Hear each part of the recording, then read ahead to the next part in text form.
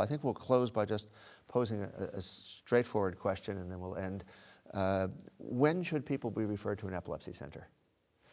And perhaps Dr. Resnick can do that. I think if patients if they fail 2 drugs, that's a good reason for them to be referred. Now, some neurologists, some community neurologists are very comfortable treating epilepsy, and depending on the scenario, they may have failed because of side effects as opposed to effectiveness. Under those circumstances, certainly it's worthwhile trying alternative therapies.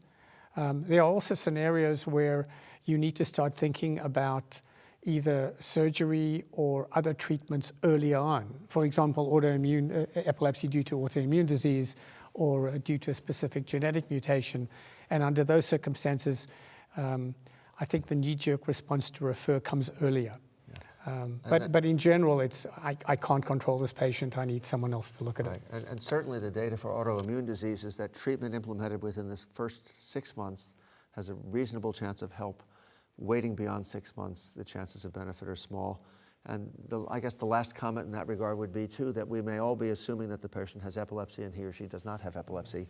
And certainly in monitoring units, our psychogenic seizure patients all comprise a sizable number. Well, I'd like to thank everyone here. I think it's been a very informative and interesting session, certainly for me. Before we end this discussion, I'd like to get final thoughts from each of our panelists. Dr. Davis? I've really enjoyed the panel today.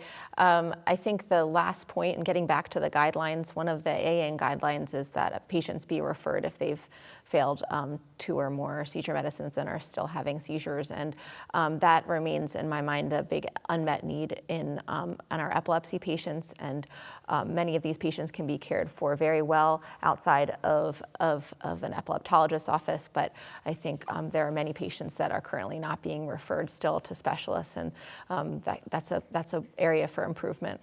Dr. Resnick, any final thoughts? No, first of all, it was a really enjoyable conversation. I learned a lot, and thank you. And it's good to be with all of you. And Dr. Pena-Garza, you get the last word.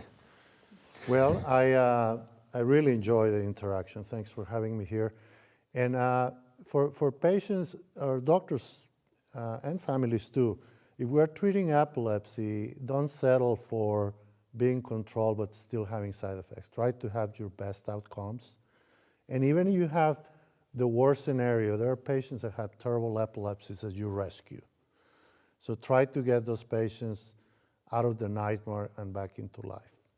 Thank you all for your contributions to this discussion. On behalf of our panel, we thank you, the audience, for joining us, and hope you found this peer exchange discussion to be useful and informative.